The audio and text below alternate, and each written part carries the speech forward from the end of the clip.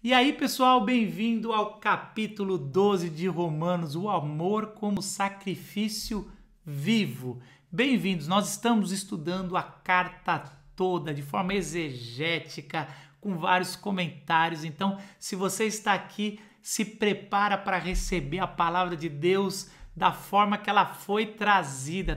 Tem sido maravilhoso. Você pode continuar daqui até o final, você pode voltar para a introdução, até vai ser melhor se você voltar e estudar capítulo por capítulo. Você pode assistir aqui no YouTube, como deve estar fazendo, então você pode apertar o sininho, assinar o canal, curtir para o vídeo chegar mais longe, e assim você vai receber e ser notificado quando eu colocar estudos como esse. Mas você pode também estudar na nossa plataforma Trilha-me. Lá eu vou responder pessoalmente suas dúvidas que você colocar no comentário. Lá tem material extra, então o vídeo é mais longo lá, é para quem realmente quer estudar raiz. E também lá, se você completar as 16 aulas mais a introdução, você vai ganhar um certificado de horas aula. Então, clica aqui embaixo, já se cadastra e aproveita que esse material é todo para abençoar de graça e vamos estudar Romanos. Agora nesse capítulo a gente vai entrar de forma prática. Depois que Paulo resolveu o problema principal da carta, do capítulo 1 até o capítulo 11, qual era o problema principal dessa carta? Os judeus estavam se achando superiores aos gentios e queriam pegar de novo a igreja, porque eles tinham saído, vamos relembrar aqui, eles tinham sido expulsos de Roma, mais ou menos no ano 49 por Cláudio, e aí quando Cláudio morreu, mais ou menos no ano 54, caducou esse decreto, eles voltam. Quando eles voltam, os judeus, a gente pressupõe que os gentios já tinham assumido a igreja, né? Ficar 5 anos sem ninguém, então já assumiram o louvor, assumiram a pregação, a exposição, tudo, e os judeus até aceitavam os gentios entrarem na fé judaica, né? Até então é a fé judaica ali no primeiro século, mas não aceitavam ser liderados. E os gentios queriam falar, não, vocês rejeitaram a Jesus, vocês nem sequer reconheceram, muitos de vocês crucificaram ele. Então estava toda essa confusão de um achar melhor que o outro, um desprezar o outro. Paulo vai gastar 11 capítulos para dizer que todos merecem a ira de Deus, todos estão desamparados, mas em Cristo Jesus.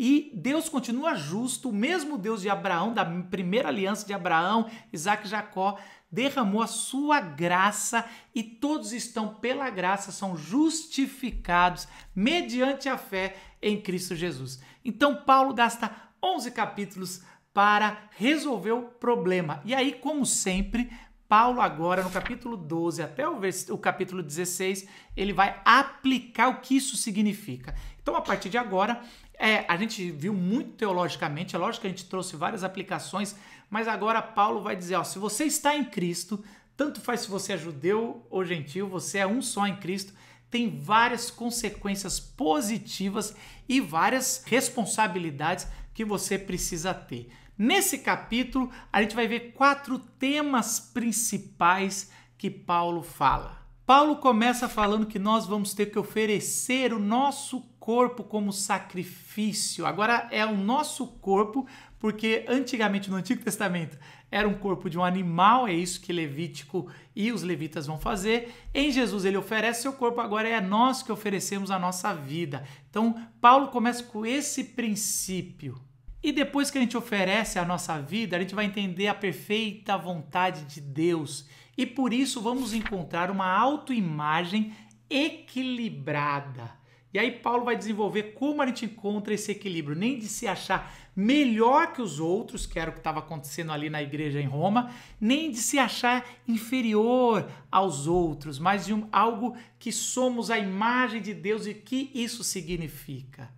E o que significa é a terceira parte, quando nós vamos refletir tudo isso em amor na comunidade cristã, esse amor perfeito que foi derramado primeiro para nós, né? Porque Deus nos amou primeiro, é isso que Paulo desenvolveu, e agora a gente vai amar o próximo, amar os inimigos, amar quem não merece amor. E assim Paulo encerra na quarta parte, dizendo: nós não devemos amar apenas a família de Deus, mas amar todos, inclusive os nossos inimigos. Assim, Paulo repete mais uma vez a ordenança de Jesus, que várias vezes falou que nós deveríamos transbordar o amor de Deus amando até os inimigos. Nos 2 primeiros versículos, Paulo vai falar sobre esse sacrifício, sobre os nossos corpos consagrados e as nossas mentes renovadas. Paulo começa esse capítulo dizendo: irmãos, olha que interessante. E isso foi colocado de forma lógica. Se nos 11 primeiros capítulos, o tempo todo ele está separando de forma pedagógica os gentios dos judeus, falando, olha, não sei o que, vocês assim tal, você também. Agora ele unifica dizendo, já resolvemos esse problema? Então eu vou falar, irmãos, eu quero rogar a vocês, é um só. E é isso que Paulo queria trazer. Nós somos um, apesar das nossas diferenças. E a gente vê tantas diferenças, mas você é um. Quem chama a Deus de pai não pode escolher irmãos, porque é Deus que fala quem são seus filhos. E ele fala assim, rogo pelas misericórdias de Deus. Essa misericórdia de Deus é sempre essa que todo judeu puxa, porque todo o Antigo Testamento é relembrado em tempo de juízo, em tempo de perseguição ou em tempos mesmo de desobediência. Vamos lembrar a aliança e rogar pelas misericórdias do Deus revelado no Pentateuco. E é isso, como se fosse um resumo do capítulo 9, 10 e 11, ele fala, rogo pelas misericórdias que eu acabei de apresentar, tanto para gentios quanto para judeus, que ofereçam o seu corpo como sacrifício vivo, santo e agradável. Então essa é a diferença do Antigo Testamento. Antigamente se oferecia o sacrifício, primeiro que era só os levitas que ofereciam. Agora, por Jesus Cristo, da ordem de outro que não era levita, de Melquisedeque, outro sacerdote, a gente pode oferecer sacrifício. Isso por um judeu, já ouvindo essa carta, já ia ficar meio arrepiado. É mesmo, a gente não precisa mais do templo. Agora nós oferecemos o sacrifício, mas não é mais de animal morto, porque Jesus morreu e ressuscitou. Agora nós oferecemos a nossa vida, o nosso ser vivente, como sacrifício vivo, como a nossa santidade, as nossas escolhas, como algo santo e agradável a Deus. E assim a gente experimenta a vontade de Deus. A vontade de Deus, isso é importante a gente parar e falar.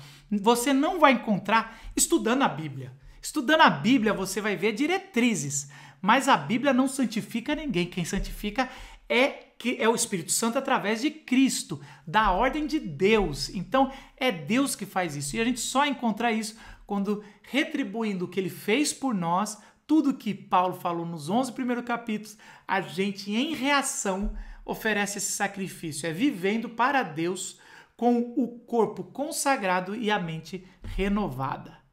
E aí Paulo completa dizendo que esse é o nosso culto racional, mas existem algumas traduções que colocam o nosso culto espiritual, porque Paulo está dizendo, depende do que ele está se referindo. Na verdade, uma só tradução, se a gente traduzir só como racional, a gente não vai entender direito o que Paulo está dizendo, e nem só espiritual. É um culto do todo. É interessante que algumas traduções também oferecer o nosso corpo como sacrifício, principalmente porque isso choca, né? Até hoje nós, porque a gente tem influência grega, porque o corpo era algo desprezado, mas é importante colocar isso, porque Paulo está quebrando várias coisas. A gente costuma querer colocar como o ser espiritual é algo sublime e a carne, a matéria é algo caído. Então, várias vezes quando a gente vai falar de evangelização, quantas almas para Jesus você falou hoje, né? Ou você conseguiu nesse congresso? Então a gente costuma separar o corpo da alma. Isso não é bíblico. A Bíblia fala sobre o corpo como sacrifício, como todo, que é o nosso sacrifício racional, que é a única coisa que nós podemos fazer ao entender a salvação, mas também é o nosso culto espiritual, porque a nossa vida já não vive mais apenas nesse plano, mas num plano espiritual. Epíteto, filósofo estoico do primeiro século, fala: se eu fosse um roxinol, faria aquilo que é próprio de um roxinol. E se eu fosse um cisne, faria o que é próprio de um cisne. Como sou lógicos, um ser racional, tenho de adorar a Deus. O que Paulo está trazendo aqui é exatamente isso. A lógica da vida, ou quando a gente entende a nossa salvação, é adorar a Deus em santidade e entregando a vida toda. Por último, que eu queria falar desses 2 primeiros versículos é sobre não se amodem, mas renove, né? Ali que tem a palavra de origem, metamorfose. Isso é muito interessante. Então, quando Paulo fala não se amodem ao padrão desse mundo, ele está ali na cabeça dele do primeiro século fazendo 2 referências. Primeiro para Mateus 6,8, quando Jesus está falando seu Sermão do Monte. Ele coloca assim, não se amodem ou não sejam como os do mundo, ou os gentios, ou os judeus religiosos, não sejam como eles. E Jesus, na verdade, está se referindo também a Levítico 18, do versículo 3 ao 5, quando lá Moisés vai falar, olha, não se amodem ao padrão dos egípcios e nem dos cananeus na terra que vocês vão estar. Vocês têm o padrão de Deus. E é exatamente isso que Paulo está falando. Nós não podemos nos amoldar. Pelo jeito, nós somos seres imitadores. Nós nos adaptamos facilmente. Facilmente, seres humanos no frio extremo, como o Polo Norte, consegue se adaptar e viver, às vezes tomando banho naqueles banhos gelados, já viu esses vídeos? Ou gente que está em lugares muito quentes, a gente se adapta espiritualmente como ser também. Ou a gente vai se adaptar a essa era, a esse mundo, aos padrões do mundo, ou nós nos moldamos à vontade de Deus e aí experimentamos o que é perfeito, santo e agradável na nossa vida. Karl Barth, um dos grandes estudiosos, no seu comentário, fala que a ética cristã é essa grande confusão. Tão violenta é a forma com que ela desafia, interrompe e descontrola a tranquilidade do status quo. Isso é incrível, né? E é verdade, quando a gente encontra Cristo, além da gente ser transformado, não tem como o mundo continuar o mesmo com a gente.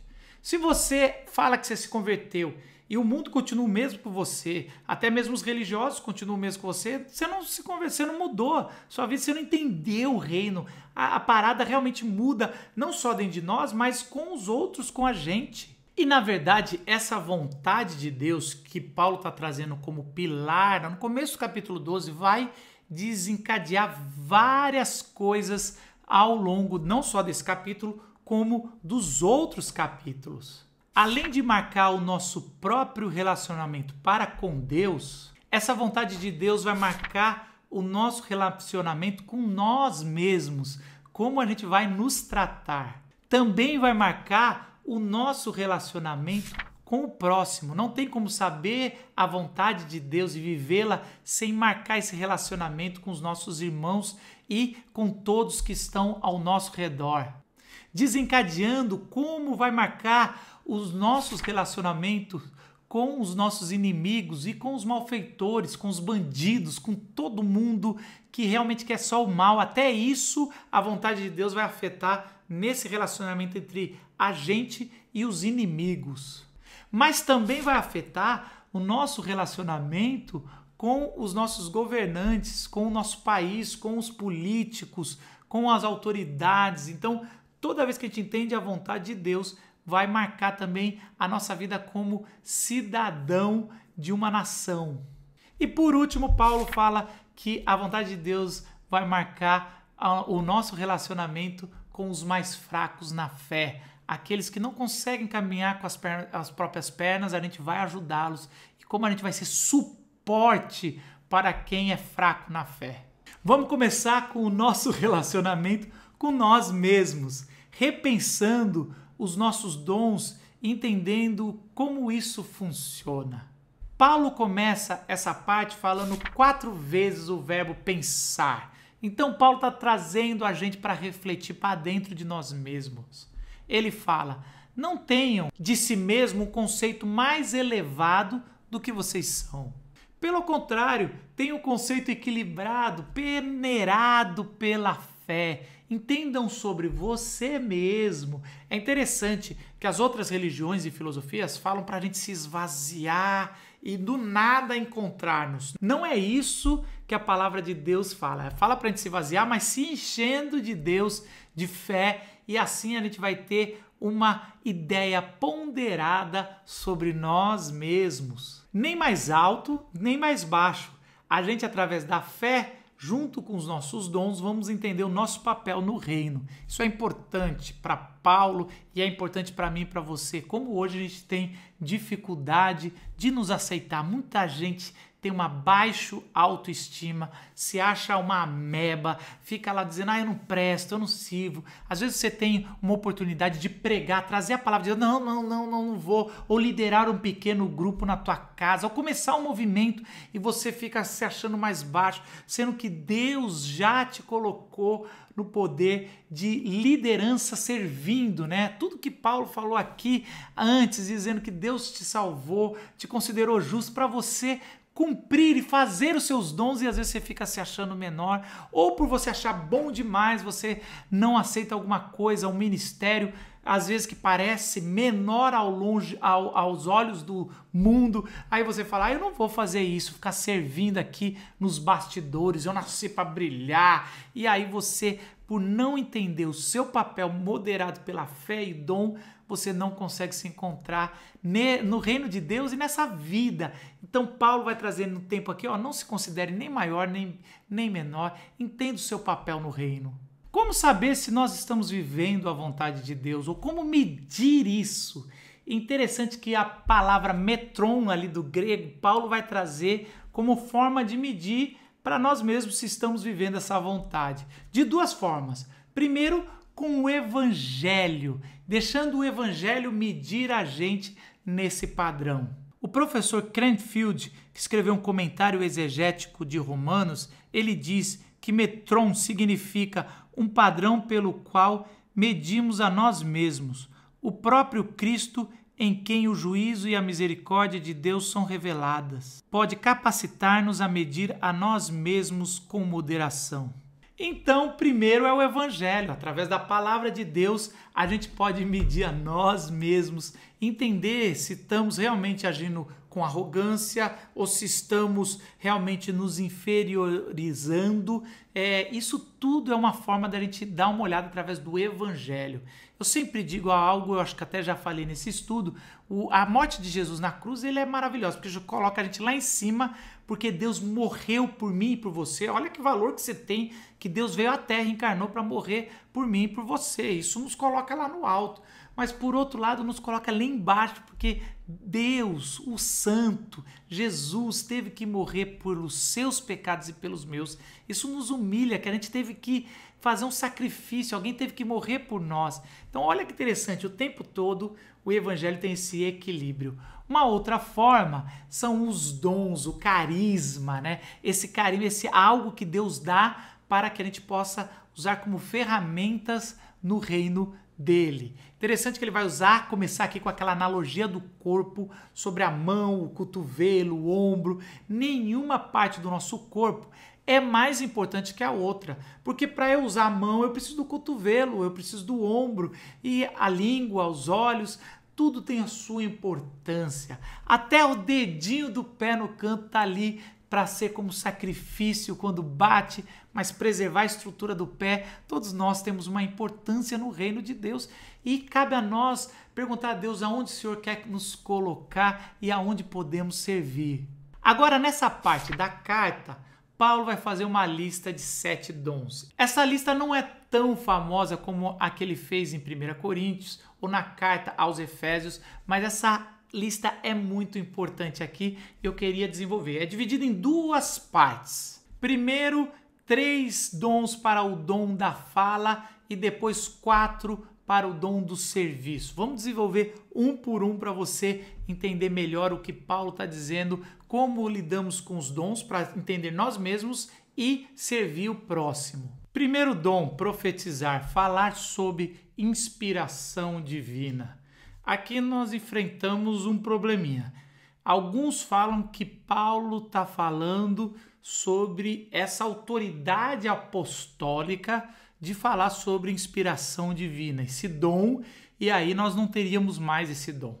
Mas eu acredito numa visão mais ampla. Existiu um dom ali para os apóstolos de falarem com a inspiração bíblica, mas existe um dom que é o de profetizar, falar da parte de Deus, assim como o Antigo Testamento eles tinham esse dom, e aí você via se o profeta era verdadeiro ou não, se cumpria, se o que ele falou realmente se cumprisse. Senão ele era falso profeta, deveria ser afastado da comunidade.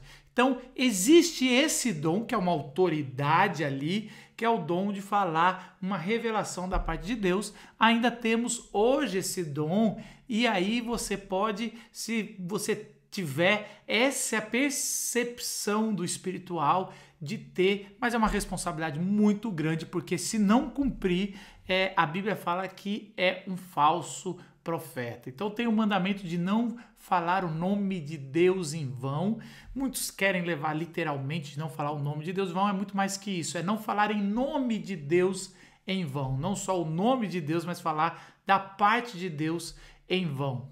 Segundo, servir, diaconia, e aí é um dom que está por trás de vários ministérios só são sustentados porque tem gente com o dom de serviço, seria um dom meio que de bastidores, de suporte aqui. E isso precisa muito para a igreja, para as pessoas poderem. E tem muita gente que fala assim, eu não gosto de aparecer, eu gosto de estar aqui servindo. Isso é um dom também, em todos os ministérios precisa de diaconia, esse dom de serviço. Terceiro dom, o dom do ensino. Ensinar, e a gente vê como a igreja no mundo todo está ainda precisando tão grande desse dom, de pessoas que pegam a palavra de Deus e interpretam para nós. Então eu espero que você, através desse estudo, se você tiver esse dom, desenvolva. Você pode pegar os meus estudos aqui de Romanos e ensinar outros, assistir o vídeo, anotar e desenvolver esse dom, porque a gente está precisando muito. E Paulo falou, se você tiver esse dom, não enterre esse dom. Então a gente já tem aí 2 de fala, que é o profetizar e ensinar, e temos um que é a diaconia. Então vamos para o quarto, que é dar ânimo. Parakaleo é um verbo aqui que a gente traduz como dar ânimo, que significa exortar, encorajar, tem um amplo significado.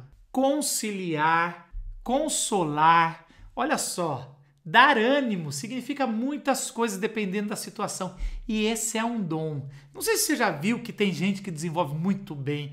Quando você está mal, quem você procura? Provavelmente essa pessoa tem esse dom de dar o ânimo. E várias vezes o dar o ânimo é dar uma bronca. Às vezes é consolar. Às vezes é conciliar, é dar o ânimo restaurando a amizade, ou os cônjuges, ou uma família, ou liderança. Tudo isso é um dom, é dar ânimo. E Paulo falou que é muito importante na estrutura da nossa família, do corpo de Deus.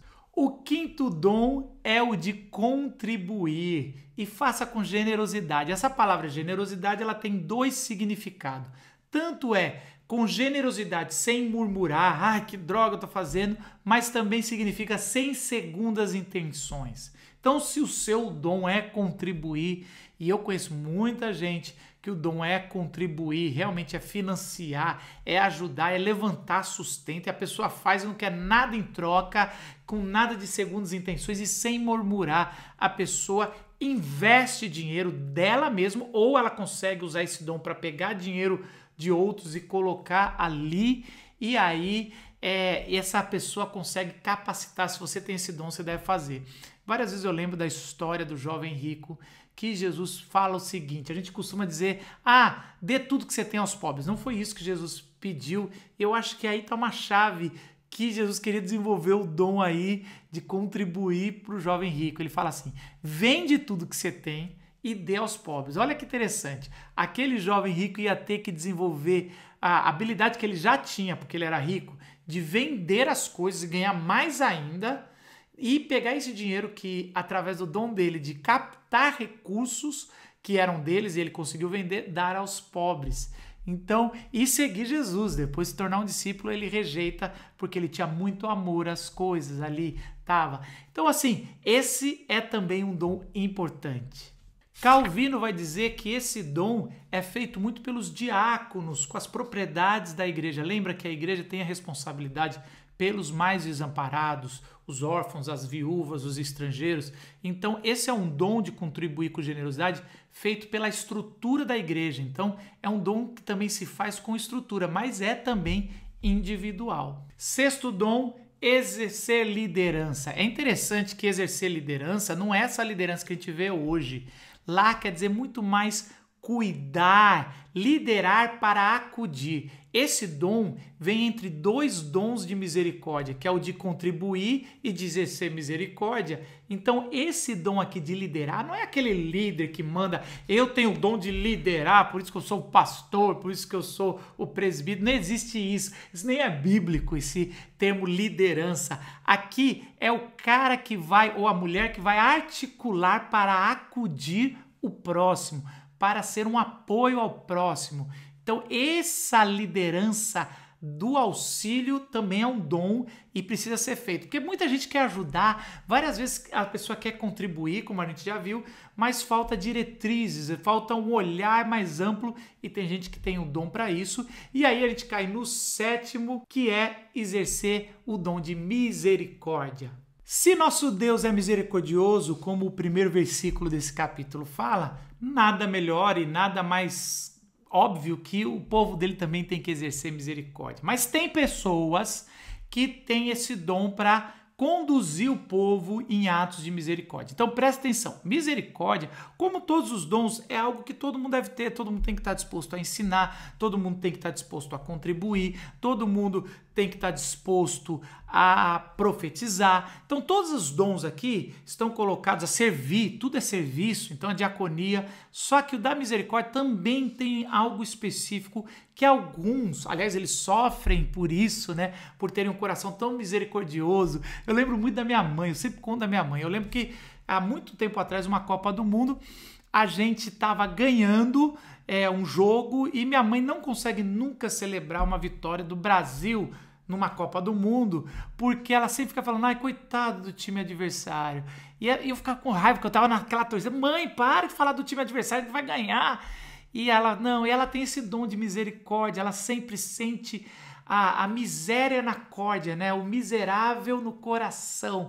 Então é quando você vê a dor do outro no seu coração e aí essa pessoa consegue liderar as pessoas em atos de misericórdia. São 7 dons incríveis aqui que Paulo dá.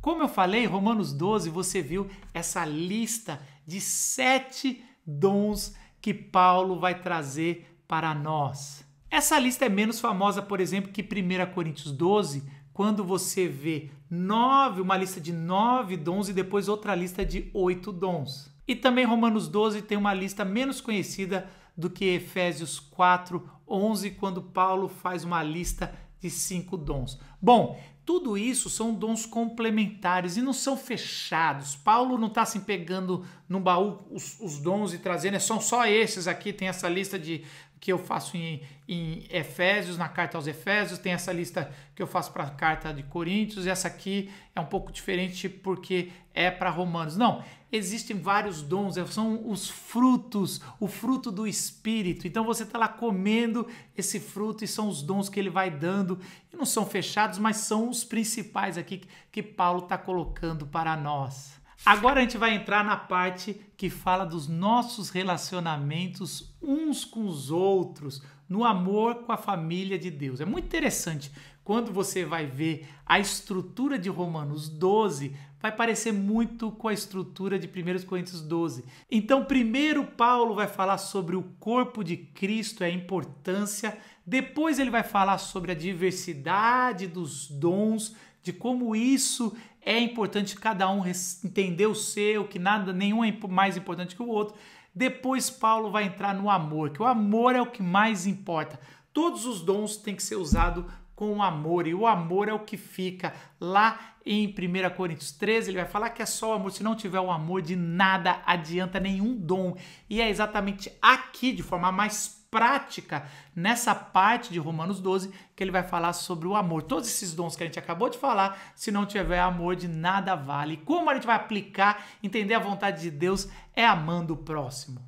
A gente costuma falar muito da lista dos dons, mas às vezes não percebe que Paulo indiretamente faz uma lista do amor. E aqui ele faz 12 ingredientes para fazer esse prato gostoso chamado amor. Então existe pitadas de várias coisas, 12 aqui ele levanta, que nós precisamos dar uma olhada para ver se nós estamos exercendo, porque todo aquele que oferece o corpo como sacrifício, entende a vontade de Deus, recebe os dons entendendo o que a própria pessoa, tendo uma concepção equilibrada de si mesmo, da imagem de si mesmo, ele vai ter esses 12 elementos para amar. 1. Sincero. Exatamente. Anipocritos é sem hipocrisia, com sinceridade. E é exatamente dessa forma que a gente vai demonstrar amor, vai demonstrar os nossos dons, sinceridade. Agora, a sinceridade, várias pessoas usam para ser estúpido. E tudo que não é o amor sincero é estúpido. O amor sincero é o que não esconde a realidade.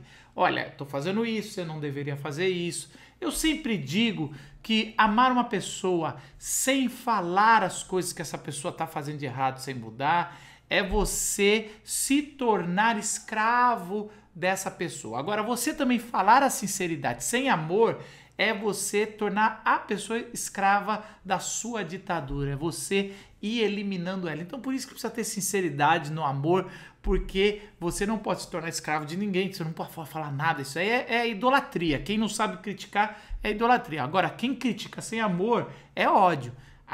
Nosso amor, esse tempero que Paulo vai falar, tem que ter sinceridade. Segundo, discernimento. Ame o que é bom e odeie o que é mal. Algumas pessoas falam, não podemos ter ódio. Não, aqui está dizendo bem claramente, Paulo está se referindo que não tem como ter meio termo. Essa turma que quer falar que não, eu amo tudo, eu não entro em confronto. Quando você escolhe um lado do amor, você tem que odiar algumas coisas. A indiferença, você tem que odiar quem é o assassino, o ladrão, quem causa a pobreza, quem é o imoral no sentido, não para a vida própria, mas que está fazendo uma sociedade. Então assim, você tem que amar as coisas boas e correr atrás dela e odiar as coisas ruins. Não são pessoas aqui que ele está falando, mas sim são o conceito, o que gera. Você ama as coisas de Deus e odeia as coisas do inimigo. 3. Afeição. Dediquem-se uns aos outros. Esse dediquem-se é uma palavra que está falando sobre afeição em amor como de pai para filho.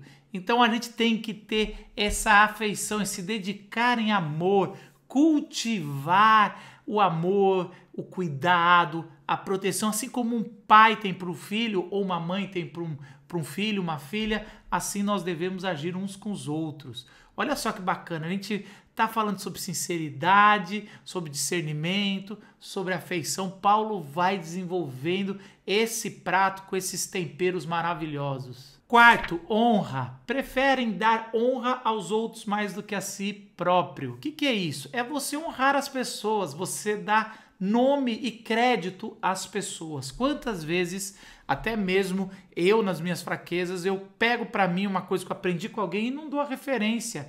Por quê? A gente pensa que é uma coisa técnica de direitos autorais. Não, existe um princípio aí. É o princípio da honra a quem tem honra.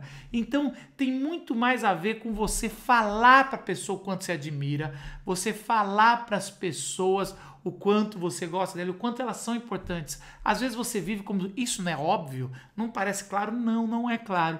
Eu fiz um propósito na minha vida de sempre falar e postar pessoas que foram bênção na minha vida, sempre fazer uma homenagem.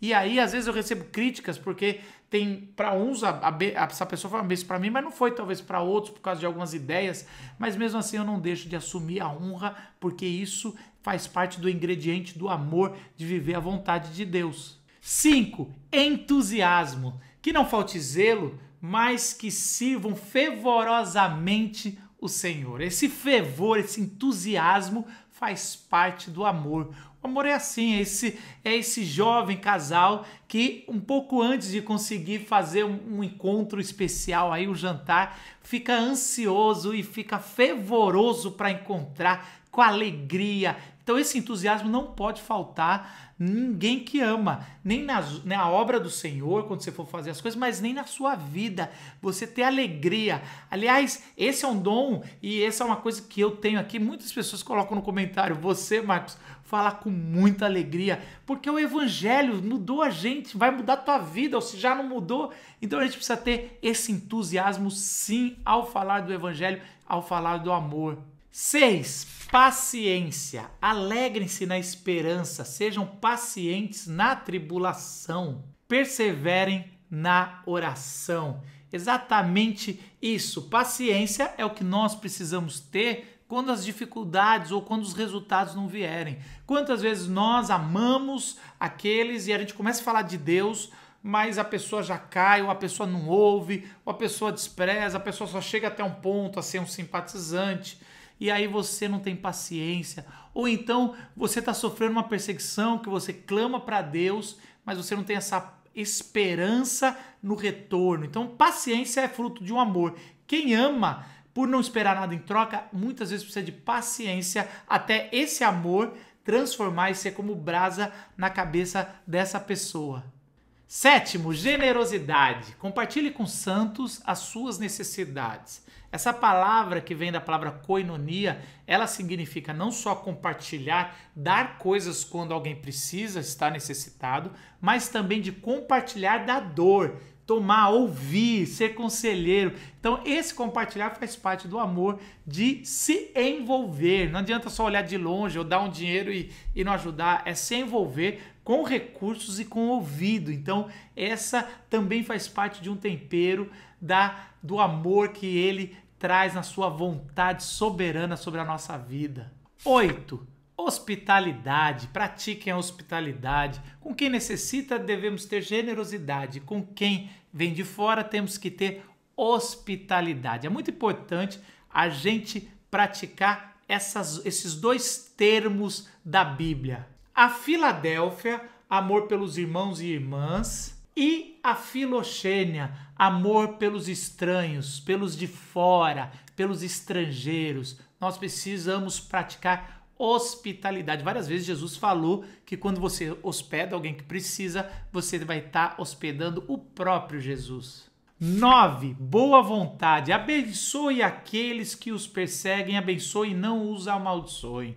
A antiga religião, a sombra de Jesus, falava sobre, abençoe quem te abençoar, amaldiçoe quem te amaldiçoar. Essa foi até o trato feito com Abraão. Mas agora em Cristo isso mudou. A gente tem a boa vontade, a gente caminha a segunda milha, isso é de Jesus. A gente dá uma túnica a mais, mas não amaldiçoa. Então a gente quer o bem. Isso só vem de Deus, porque se for depender de nós, não tem essa boa vontade para abençoar as pessoas, até quem está nos amaldiçoando. Nada mais bíblico do que transformar a oração de abençoar as pessoas em prática. 10. Simpatia. Alegrem-se com os que se alegram, chorem com os que choram. Exatamente essa simpatia de se envolver, de estar junto. Tá no ambiente, você tem que rir com quem tá rindo, se alegar com quem ganhou um dinheirão, quem tá bem empregado, quem pode ter um carro bom, uma casa boa. Esse jeito que parece que entra na nossa cultura, na nossa fé do olho gordo, eu não vou compartilhar, ou aquelas pessoas que ficam só reclamando, eu não tô bem do meu salário, na verdade tá bem, mas é só porque é um costume da reclamação. Essa murmuração não pode, precisamos dessa simpatia no amor, onde a gente chora também com os que choram, esse luto que a gente vive eternamente. Quando alguém perde alguém, a gente tá junto, a gente se envolver, não mandar um WhatsApp só com áudio, mas poder de vez em quando sair do nosso conforto e estar com a pessoa chorando com ela. 11. Harmonia. Tenham a mesma atitude uns para com os outros. Literalmente é estar em harmonia, estar em atitudes iguais, pensamentos iguais, do alto.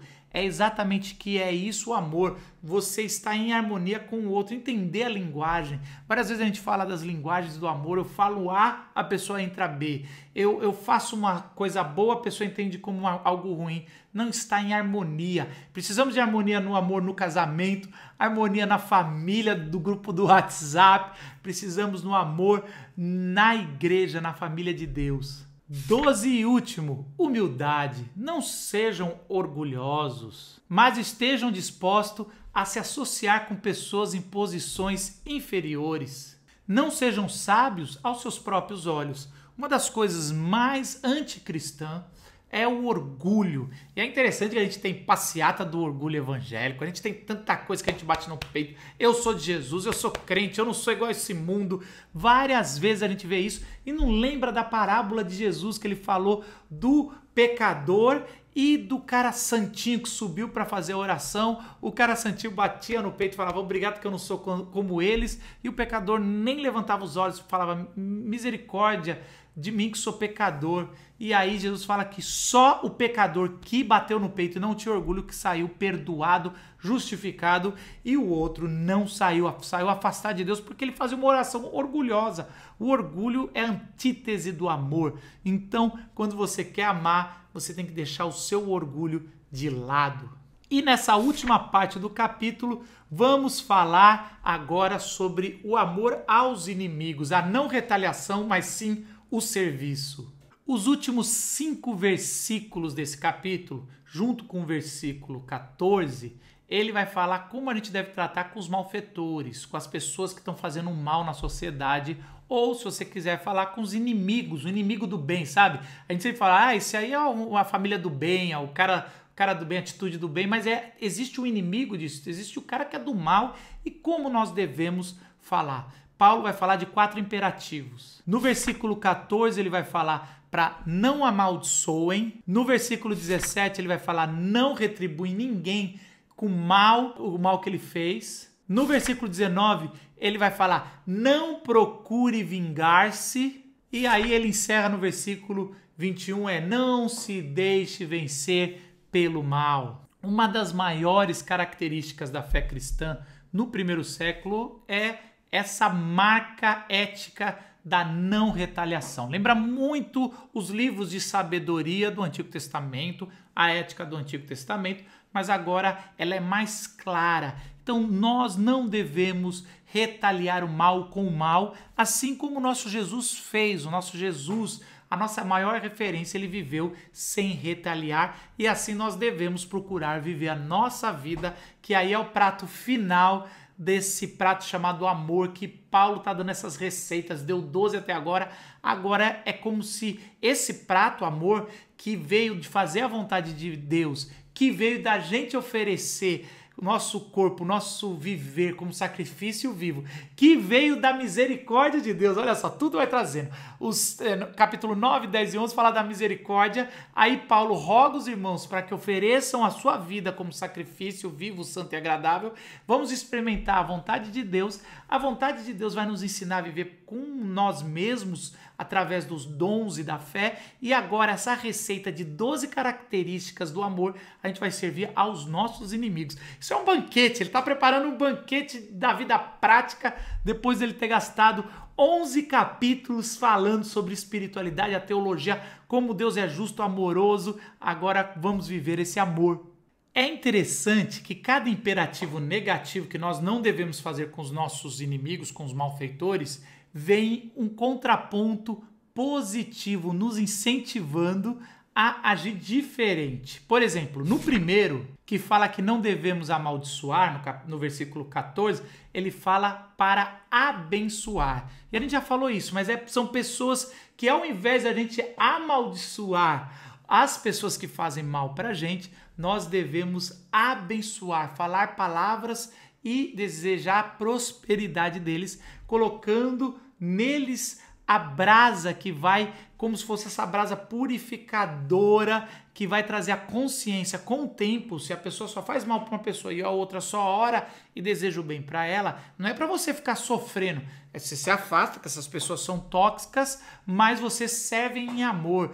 Você dá a palavra de bênção para elas poderem mudar, assim que a palavra de Deus fala. 2. Não devemos retaliar, mas fazer o que é direito e viver em paz. Recusar-se a retribuir mal com mal é não atiçar fogo na brasa que já está começando a pegar. Mas isso não é suficiente. Nós devemos ser pacificadores, tentar sempre amenizar o mal que a outra pessoa está fazendo. É interessante que nesses versos Paulo fala duas coisas: quando isso depender de vós e se possível. Então Paulo mostra que às vezes realmente fica quase impossível você ser um pacificador em algumas situações. Mas Paulo está falando, sempre que possível, eu faço o máximo para pacificar as situações de atrito e de ira. 3. Não devemos procurar vingança e deixar isso com Deus e continuar servindo os nossos inimigos. A palavra equitikesis, ou castigo, ou vingança, pertence a Deus. Deus um dia vai castigar e vingar todo o mal aqui. É muito importante, tá vendo como é fundamental, a gente falou isso no primeiro capítulo, você entender a ira e o dia do julgamento. Se você vive sem isso, você mesmo vai vingar quem faz mal para você. Só vive em paz e amor e serve o inimigo quem entende que toda vingança pertence a Deus. Deus está anotando, você pode viver o amor que Cristo viveu aqui. E 4, não devemos deixar-nos vencer pelo mal, mas sim vencer o mal com o bem. Esses dias atrás eu deixei o mal me vencer. Sabe quando você tem aquela palavra negativa, aquela raiva que está embutida há anos aqui e a pessoa tropeça aí e você fala, bem feito, aí eu avisei. Eu tive isso, eu tenho que confessar. E é claro aqui Paulo, ele está avisando a gente que não tem meio termos. Ou você vai vencer o mal, isso só vence o mal com o bem de Deus, com o amor, ou você vai ser vencido pelo mal. E várias vezes nós somos derrotados porque não estamos atentos na vontade de Deus. Então, meus queridos, esse capítulo 12, o capítulo da prática, a gente viu isso, essa maravilhosa vontade de Deus, que quando a gente oferece a nossa vida para Ele e vivemos a vontade dEle, e essa vontade dEle vai ajudar você e eu a vivermos no nosso interior, na nossa cabeça, aqui dentro, nem mais nem menos. Vai ajudar a gente a amar na prática, a amar nossos familiares, a amar a igreja, a família de Deus e amar até os nossos inimigos. Deus abençoe vocês e a gente se vê no capítulo 13.